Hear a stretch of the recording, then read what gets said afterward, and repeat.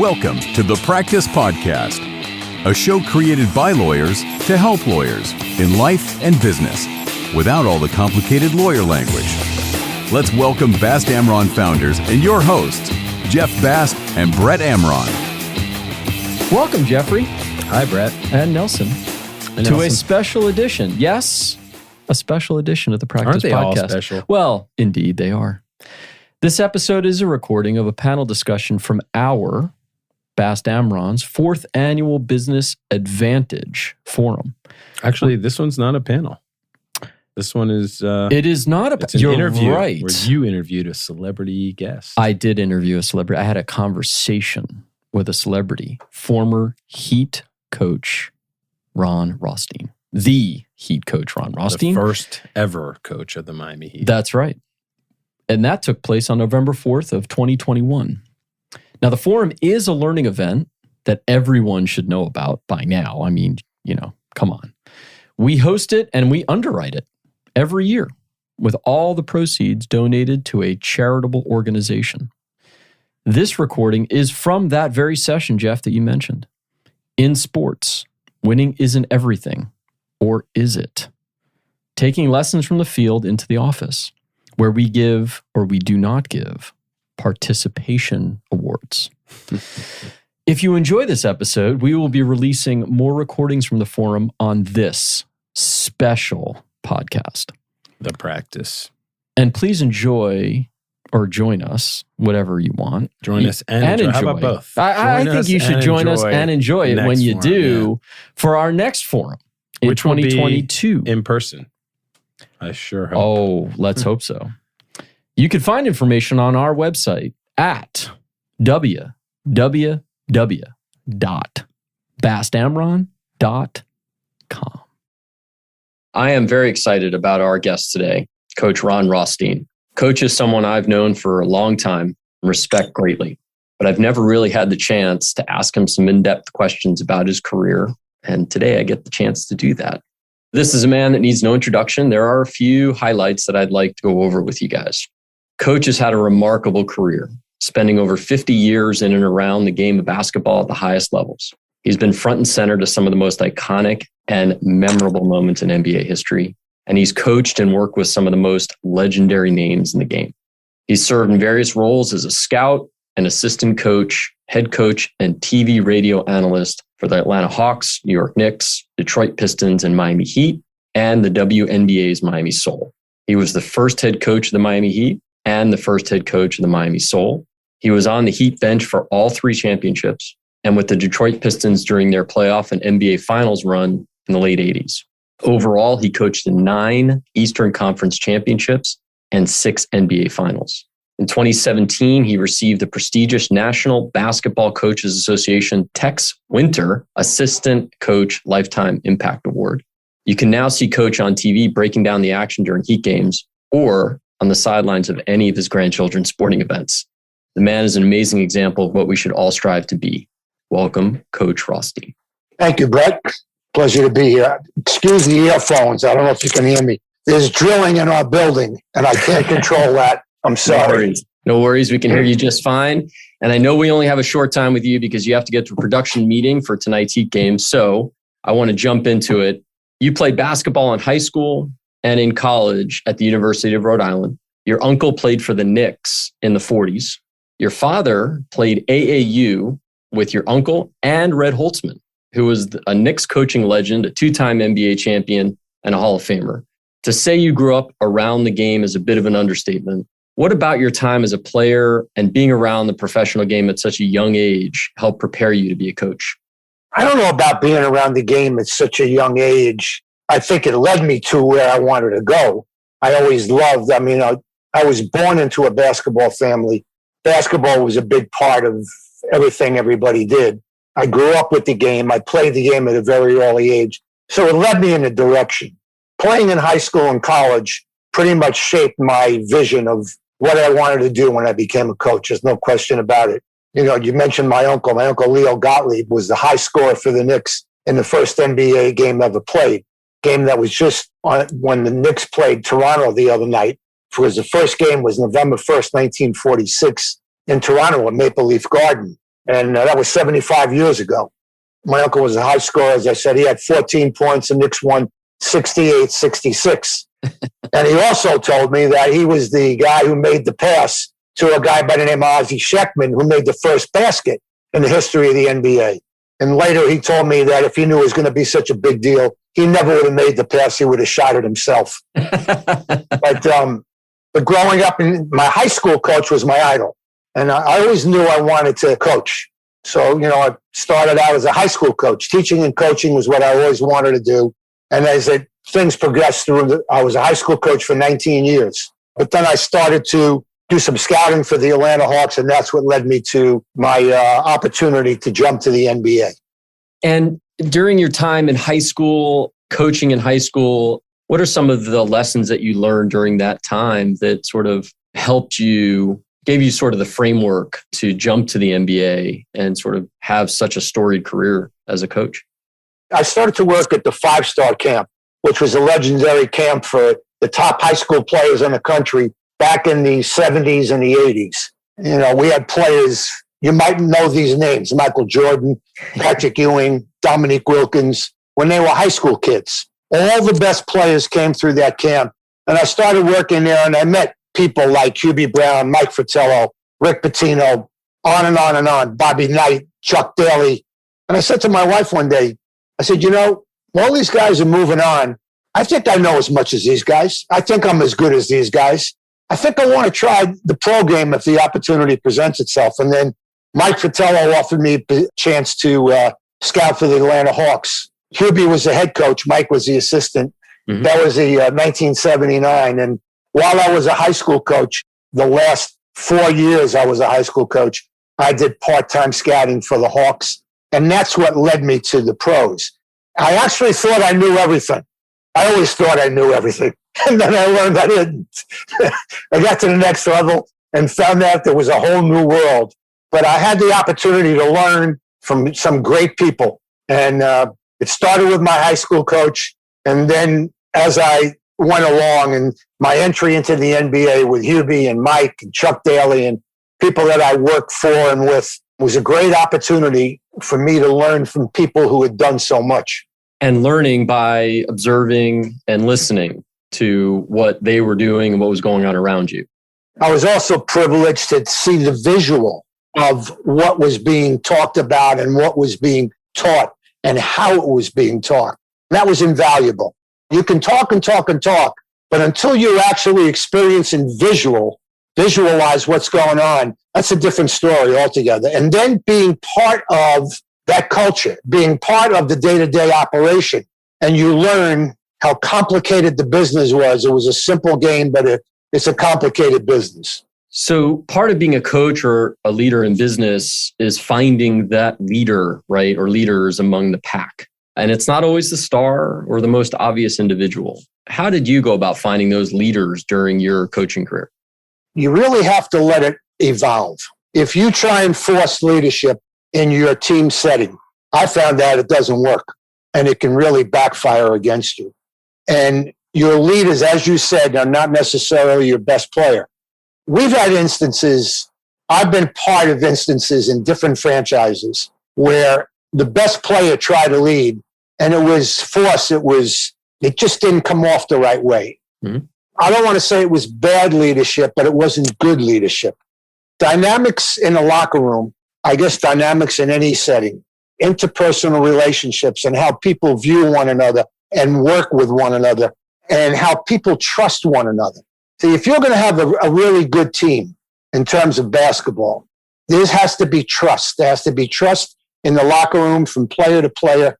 There has to be trust from player to coach and coaching staff to players, and trust in that coaching staff.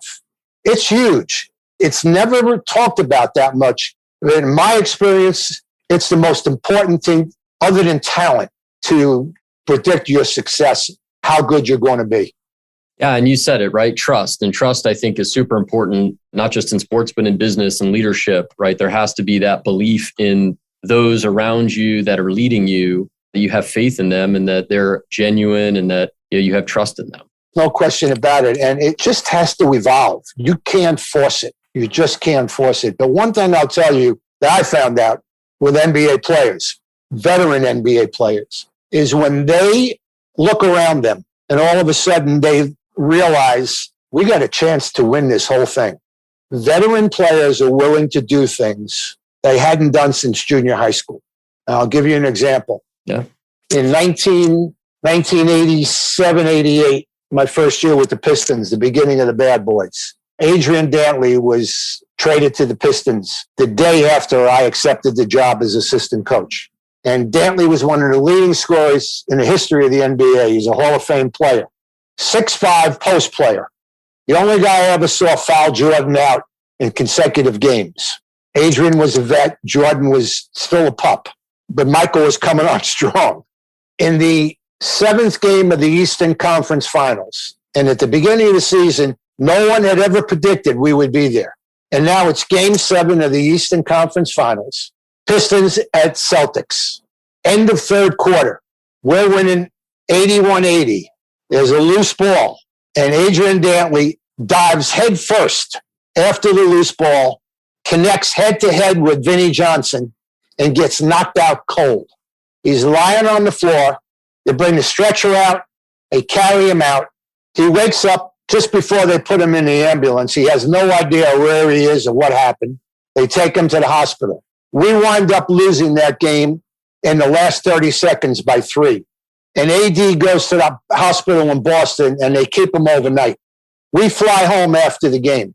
The next morning, I call his house to check on him, speak to his wife. And she says, Coach, can I ask you a question? I said, absolutely. She said, you know, Adrian and I have known each other since junior high school. I've been to or seen every game he's ever played. And he was a 12-year veteran at that time. So all through junior high school, college, and 12 years in the NBA, she has seen a few games. And she said to me, what got into him? I have never, ever seen him dive for a loose ball.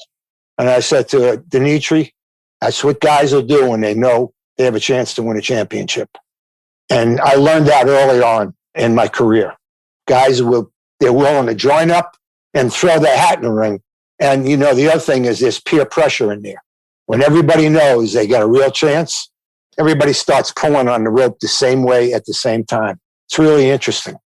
So I would imagine that some of the other players that see this veteran doing that, right, they get empowered to do more, like you said, and everyone sort of rallies around that when they see their opportunity. They see veterans, they see everyone else stepping up, they see the opportunity, and they feel empowered to do more. We got a guy from the Phoenix Suns by the name of James Edwards the same year. 7-footer, really good jump shooter. His reputation was he was soft. Got rebounds that came to him, couldn't rebound out of his area, could score, but he wouldn't defend. So he's with us 2 weeks. We're in practice, and there's a loose ball, and he dives on the floor in practice. Our guys went after it in practice. They went after each other. And he's on the floor scrambling for a loose ball. So his nickname was Buddha. After practice, I walked up to him. I said, Buddha, let me ask you a question. You know your rep. I mean, you're on the floor diving in the mud in practice. When was the last time you did that? He said, Coach, I figured I better join up. That's the way it goes. Right. So we'll find out about why he was called Buddha maybe another time. Yeah. So lessons are learned, right? When we fall short of expectations, whether they're our own or those put on us by others. Some would call those mistakes or failures. In that vein, how did you and the rest of the Heat coaching staff bring the team with Dwayne Wade, LeBron James, Chris Bosh together in 2011 and 12 after the 2010 and 11 season ended without a championship? That was interesting because if you look at the history of the league, all the great players that came in, other than Bill Russell, Magic Johnson, and Larry Bird, all the other great players that came into the league, it took them anywhere from 3 to 7 years to win their first championship, or 8 years. Bill Russell changed the game, the way the game is played. But he joined a team that was ready to win. Same thing with Magic Johnson, same thing with Larry Bird, but they put those teams over the top. If you look at all the great players that came in after that, and I'll use Isaiah Thomas, Michael Jordan, LeBron James as examples, they didn't win championships until their 7th year.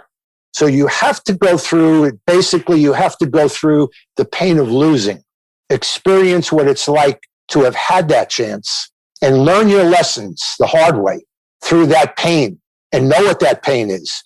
To be willing to sacrifice enough, be willing to not set your ego aside because your ego is what put you there, but to understand these sacrifices that you have to make for the greater good. Then you have a chance to win. Until you do that, and until that team around you becomes ready, you may get close, but winning a championship is hard. I mean, I've been fortunate to be with 3 championship teams, but I was also on 3 other teams that were in the finals and didn't get there. And most of the time it was because it was the first time, but the second time you knew how to do it now. And so do you think that's what happened from 2010-11 to 2011 and 12? Absolutely. Absolutely. Look, we were up 2-1 in 2011, and we're up 15 with 8 minutes to go in the fourth quarter in game 4 to put us up 3-1. We had Dallas ready. We were ready to knock them out, and we fell apart. From that point on, we lost that game, then we lost the next 2, and we did not play well.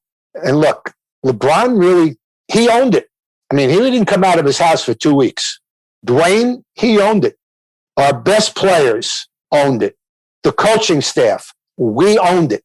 We went back and dissected everything and then presented to the team, this is what happened, and this is how we can correct it. And everybody owned it. And you know, the next year when we won, it was interesting. In the Eastern Conference semifinals, we lost game 1 to New Jersey and then won 4 straight. In the Eastern Conference finals, I can't remember. I think we won game 1, but we beat the Pistons, who we had lost to the year before. I'm sorry. I think it was the Pistons again in the Eastern Conference, or it might have been Indiana. I don't really remember. But then we got to the finals against Oklahoma City. The first game was in Oklahoma City, and we lost. And game 2 was in Oklahoma City. But breaking down the film in game 1, it was pretty clear what we needed to do. And when we got together for practice the next day, in the film session and then on the court, we presented what happened, and this is what we had to do to correct it. If we hadn't suffered and gone through what happened the year before, I'm not so sure we would have been as successful.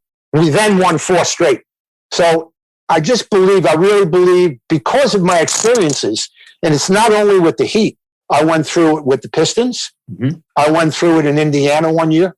You need to learn and be able to correct your mistakes through your experiences, your shared experiences, and you need to understand the pain of not succeeding.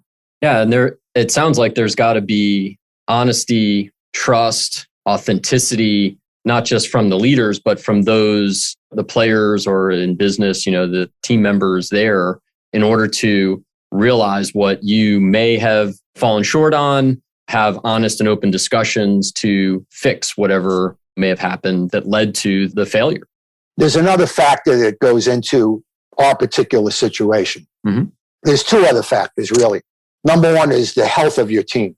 If your best players are not at the top of their game, and in order to be at the top of the game, they need to be healthy, physically and mentally. They need to be in good space, and their bodies need to be healthy. If they're not, it's really hard for them to perform at the highest level. It's just really hard. And I have been on teams who have not been particularly healthy, and I think it's been a major factor in us losing that championship.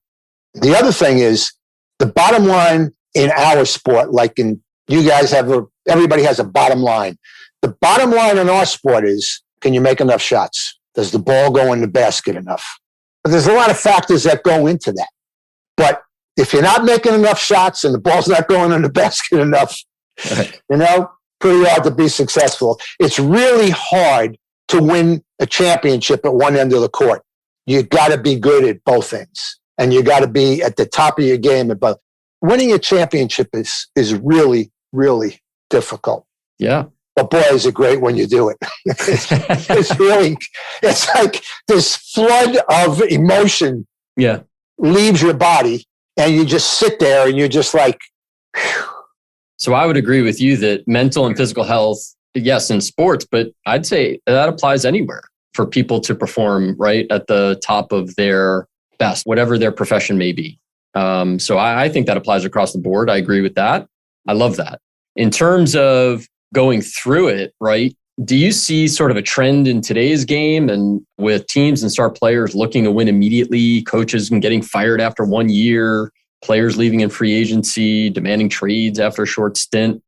For me, it's like in business, young people looking for instant gratification, instant success. It sounds like, you need a little bit of gray hair, you need a little bit of failure, challenge in order to sort of bust through. If you look at the teams in the league that are championship contenders, you very rarely find young teams. Mm-hmm. You win with veterans. You win with guys who have been through the wars. You win with guys who have suffered and want the opportunity to win a championship. Listen, we're just a part of society, okay? The NBA is a bunch of guys that are making a ton of money because the money is there, okay? The collective bargaining agreement guarantees them 50%. People don't understand that, but that's a whole nother story altogether. But instant gratification, ego, being responsible to a lot of people, supporting a lot of people relying on you. There's a lot of pressure on NBA players to perform and succeed. It's a very complicated business. It really is.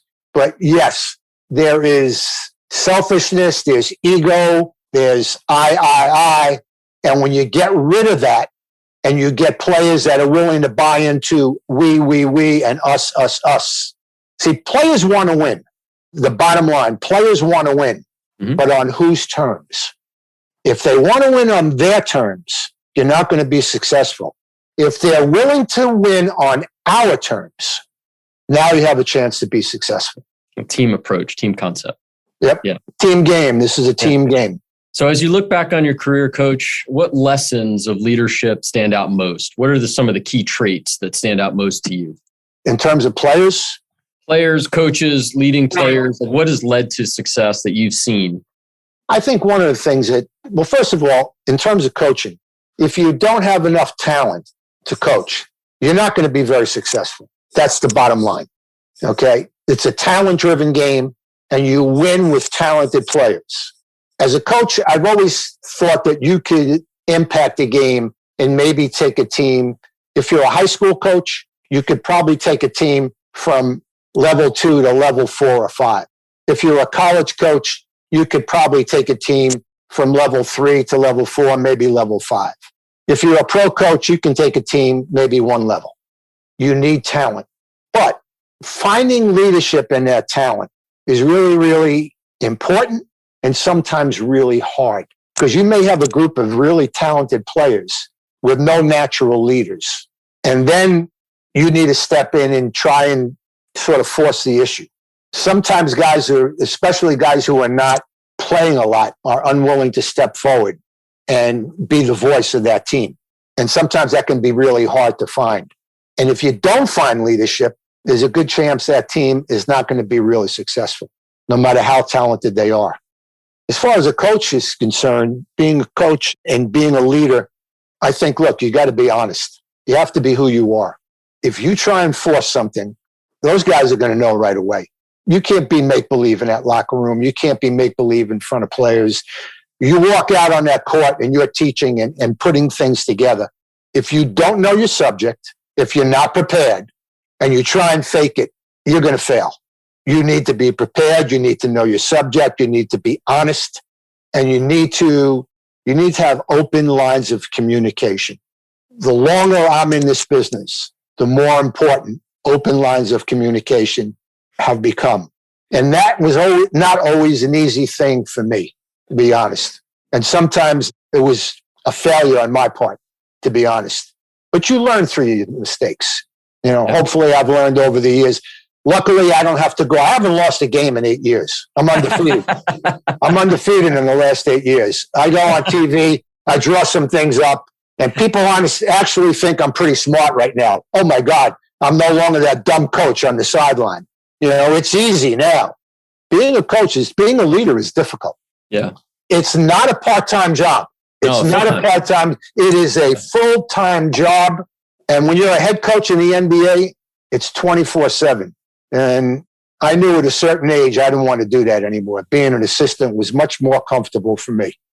So I don't think anyone would ever call you a dumb coach on the sideline. No, I've been called. I'm going to correct you on that. I've been called worse. Trust me. Fair enough.